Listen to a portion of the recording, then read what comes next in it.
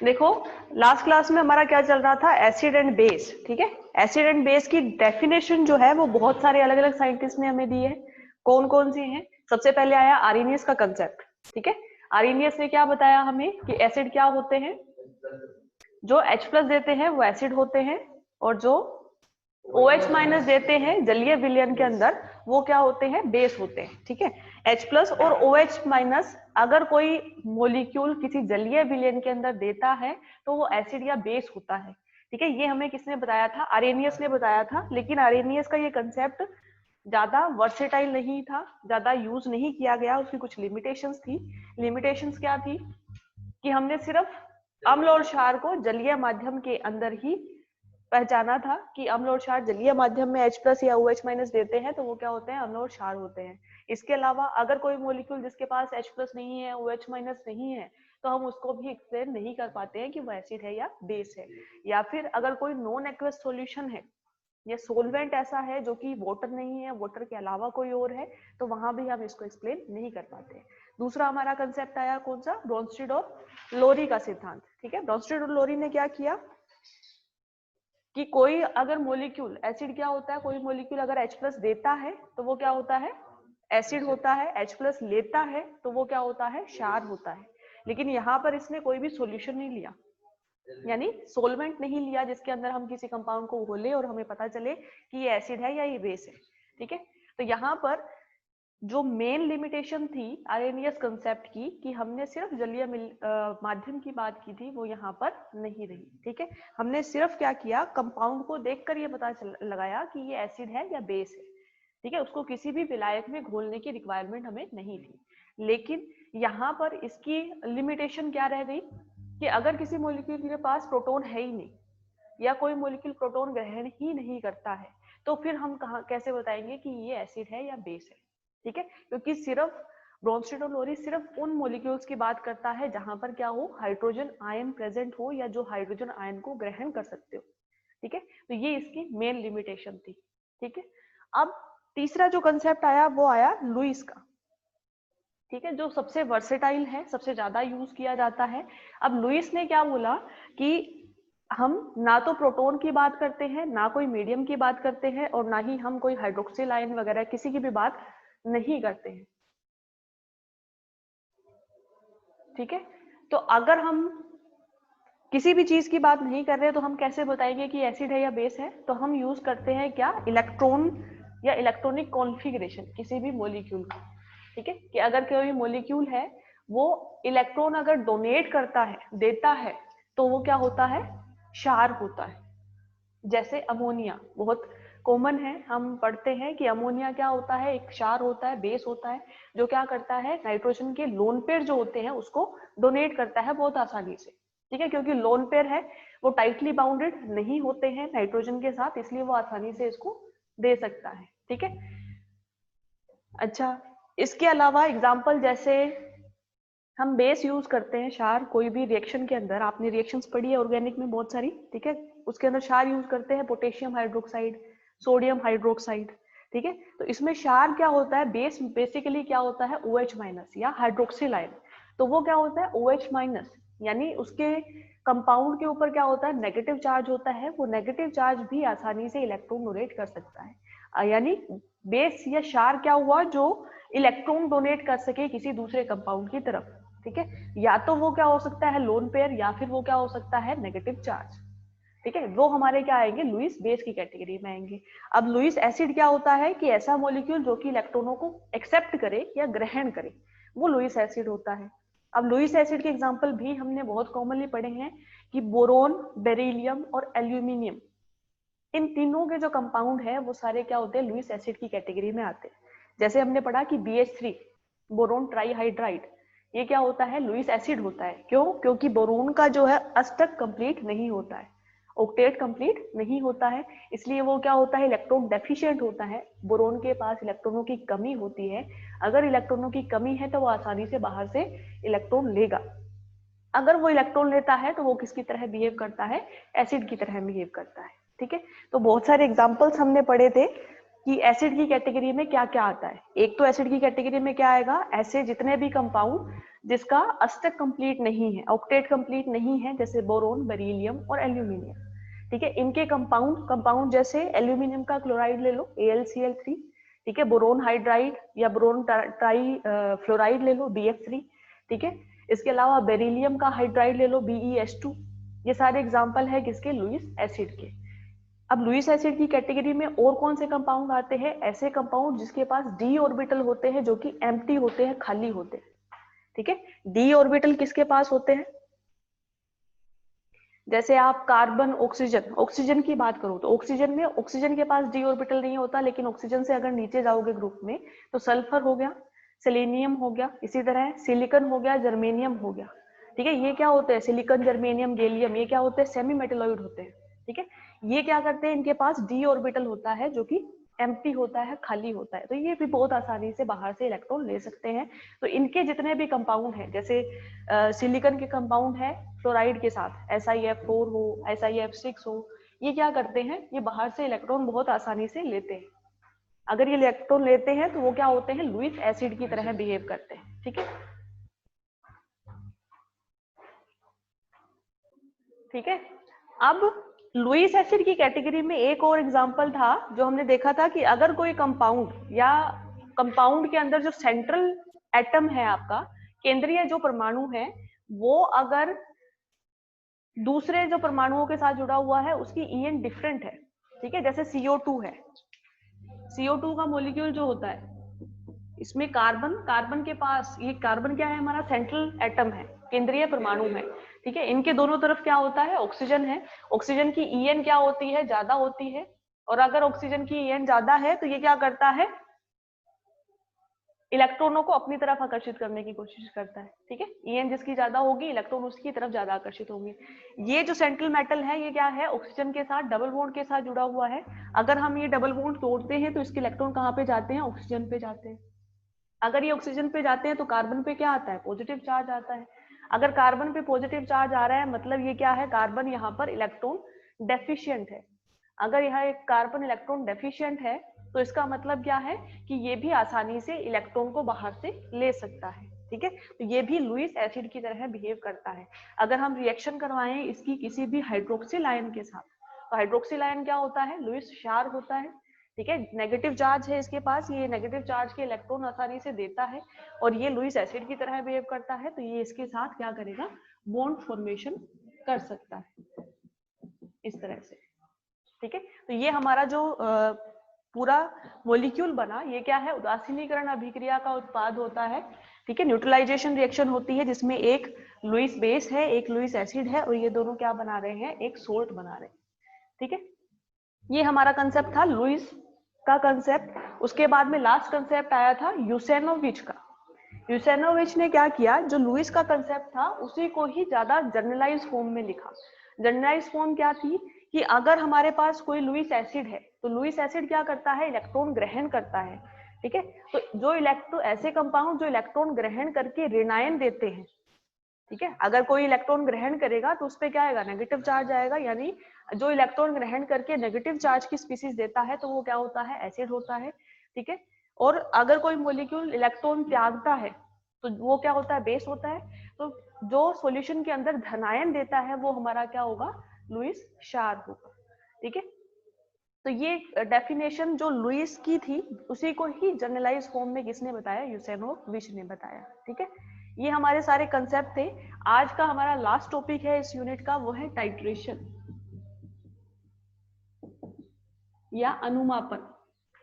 ठीक है, टाइट्रेशन मैंने आपको पहले बताई है क्या होती है, अनुमापन क्या होता है, उसकी डेफिनेशन क्या होती है। आयनीकरण अभिक्रिया में क्या बनता है, सोल्ट बनता है, लवण बनता है। ठीक है, तो एसिड बेस्ड टाइट्रेशन क्या है, एक एग्जांपल है टाइट्रेशन का। उसमें हम करते क्या है कि एक जो एसिड लेते हैं हम, वो अननोन सॉल्यूशन होता है। ठीक है, यानी उसमें एसिड की जो कॉन्सेंट्रेशन है या सांद्रता है वो हमें ज्ञात नहीं होती है, ज्ञात करनी होती है। ठीक है, और जो दूसरा बेस लेते हैं हम, वो क्या लेते हैं, ज्ञात सांद्रता का लेते हैं, यानी नॉन कॉन्सेंट्रेशन का लेते हैं।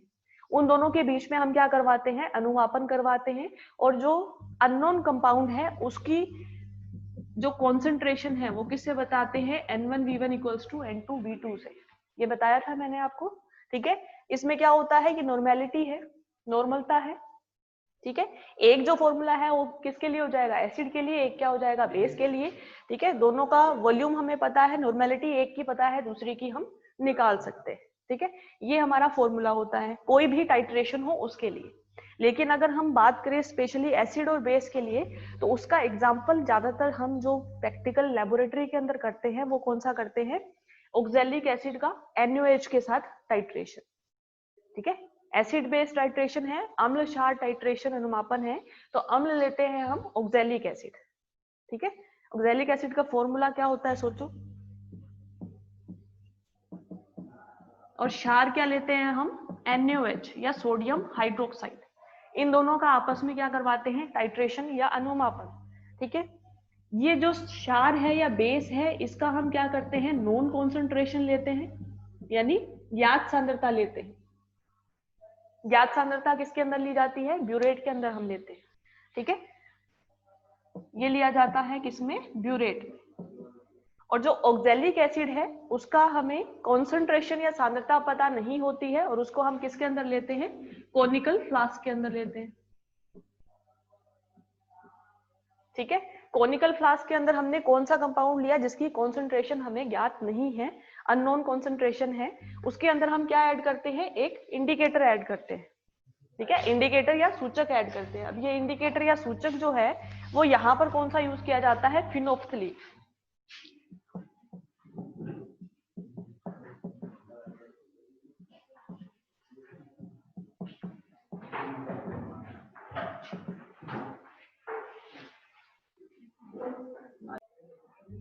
अम्ल क्षार अनुमापन, अनुमापन की डेफिनेशन मैंने आपको लिखवाई हुई है, वही है। अम्ल क्षार अनुमापन को लिख लो। अम्ल क्षार अनुमापन में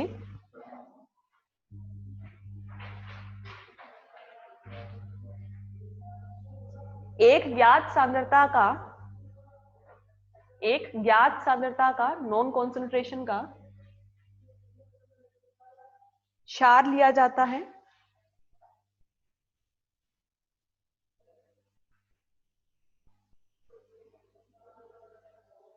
जिसे टाइट्रेंट बोलते हैं, अनुमापक बोलते हैं, जिसे टाइट्रेंट बोलते हैं। एक ज्ञात सांद्रता का क्षार या बेस लिया जाता है जिसे टाइट्रेंट या अनुमापक बोलते हैं,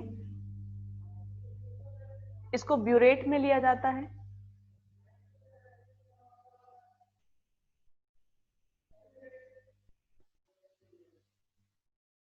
तथा कोनिकल फ्लास्क में अज्ञात सांद्रता का अम्ल लिया जाता है। कोनिकल फ्लास्क में अज्ञात सांद्रता का अम्ल लिया जाता है।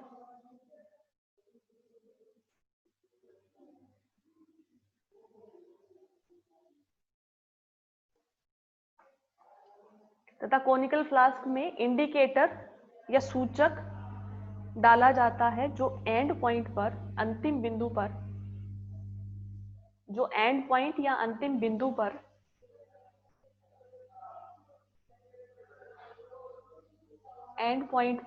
इंडिकेटर डाला जाता है, जो एंड पॉइंट पर कलर चेंज को बताता है, रंग के परिवर्तन को दर्शाता है।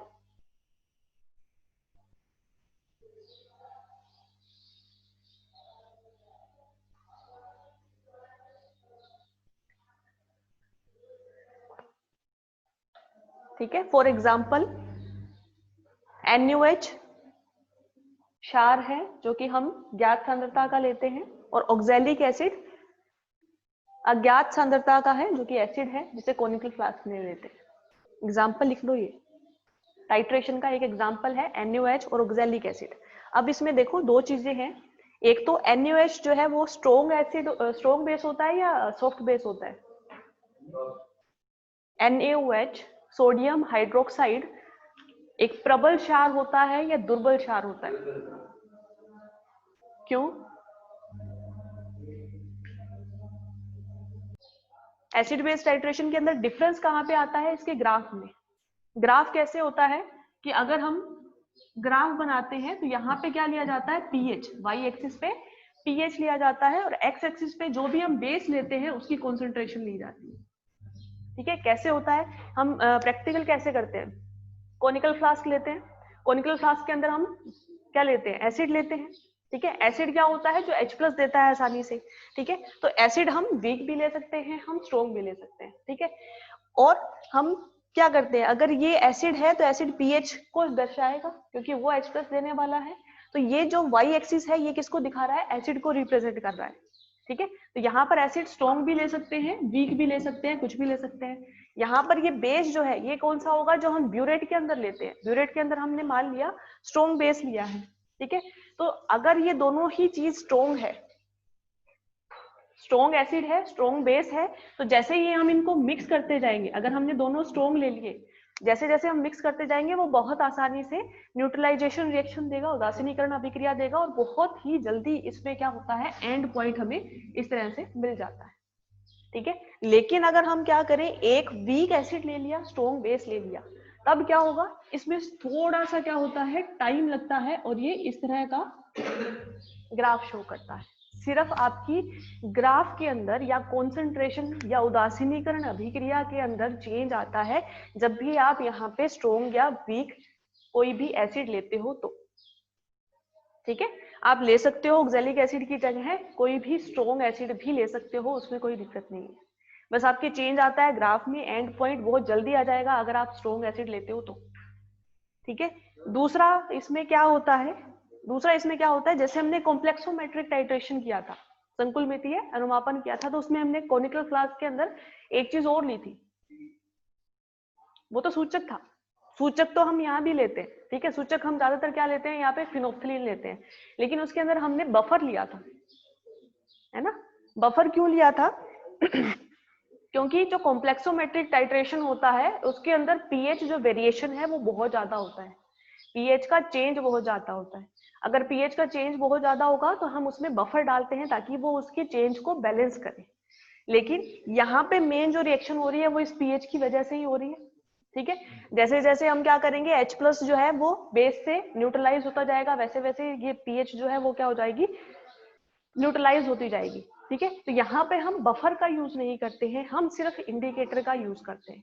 तो ये जो एसिड बेस्ड टाइट्रेशन होता है इसमें ज्यादातर हम क्या करते हैं, फिनोक्सिलिन एज ए सूचक काम में लेते हैं। ठीक है, आप जो लिख रहे हो उसके अंदर ये लिख लो कि फिनोक्सिलिन के अलावा हम कौन कौन से और सूचक काम में ले सकते हैं, और ये सारे के सारे सूचक जो है उनका एक पर्टिकुलर पीएच होता है या पीएच की रेंज होती है, वो उसी के अंदर ही काम करते हैं। ठीक है, वो लिख लो। ये तो लिख लिया ना कि टाइट्रेशन के लिए हम दो यूज करते हैं, एक एसिड एक बेस। ठीक है, एसिड हम अननोन कॉन्सेंट्रेशन की लेते हैं, बेस हम नॉन कॉन्सेंट्रेशन की लेते हैं, एक को ब्यूरेट में और एक को कोनिकल फ्लास्क में। तो कोनिकल फ्लास्क में लिख लो आगे कि सूचक मिलाया जाता है जो कि एंड पॉइंट पर कलर चेंज को बताता है। ठीक है, यहाँ पर सूचक हम यूज करते हैं फिनोफ्थिलीन। ठीक है, इसके अलावा और भी कई सूचक यूज किए जाते हैं जैसे मिथाइल वॉयलेट, मैथिल वॉयलेट,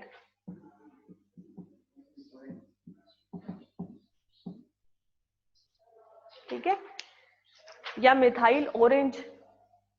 इनकी पीएच रेंज लिख लो इनके आगे। फिनोप्सिलिन की होती है 8 से 10, फिनोप्सिलिन की पीएच की रेंज होती है 8 से 10। ये कलरलेस से पिंक कलर देता है। ठीक है, फिनोप्सिलिन लिख लो, उसके आगे डैश करके लिख लो, इसकी पीएच रेंज होती है 8 से 10। ये कलरलेस से एंड पॉइंट पर पिंक कलर देता है, पिंक। ठीक है, मिथाइल ऑरेंज, इसकी पीएच रेंज होती है 3 से 4.5, मिथाइल ऑरेंज की 3 से 4.5। ये रेड से एंड पॉइंट पर येलो में चेंज होता है, रेड से एंड पॉइंट या अंतिम बिंदु पर येलो में चेंज होता है। पीएच 3 से 4.5। एक लिखो मिथाइल वॉयलेट, ये 0 से 1.6 पीएच पर काम करता है, 0 से 1.6 पीएच पर काम करता है। ये येलो से वॉयलेट में चेंज होता है, येलो से वॉयलेट में चेंज होता है।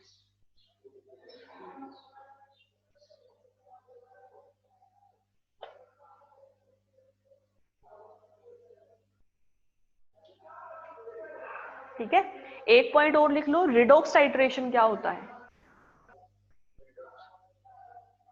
रिडॉक्स ऑक्सीकरण अपचन है ना, उसमें लिख लो ऐसे अनुमापन जहां पर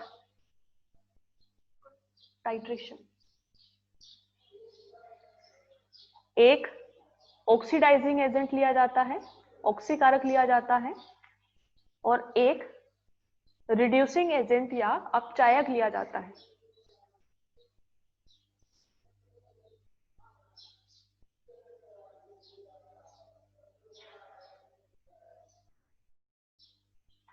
जैसे आयोडीन का अनुमापन,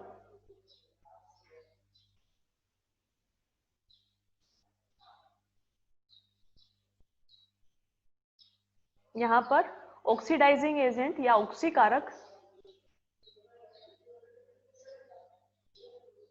ऑक्सीकारक या ऑक्सीडाइजिंग एजेंट पोटेशियम पर मैग्नेट KMnO4 लिया जाता है, KMnO4 या पोटेशियम पर मैग्नेट लिया जाता है। इंडिकेटर या सूचक स्टार्च लिया जाता है,